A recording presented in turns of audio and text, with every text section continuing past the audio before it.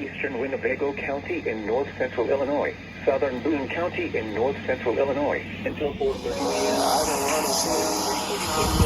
A severe thunderstorm capable of producing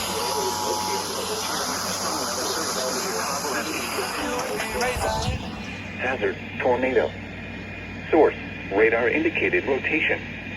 Impact, flying debris will be dangerous to those caught without shelter. Mobile homes will be damaged or destroyed. Damage to roofs, windows, and vehicles will occur. Tree damage is likely. This dangerous storm will be near Belvedere around 3:50 p.m., including the following interstates. Interstate 39 between mile markers 121 and 123. Interstate 90 between mile markers 16 and 29. Take cover now. Move to a basement or an interior room on the lowest floor of a sturdy building. Avoid windows. If you are outdoors, in a mobile home, or in a vehicle, move to the closest substantial shelter and protect yourself from flying debris.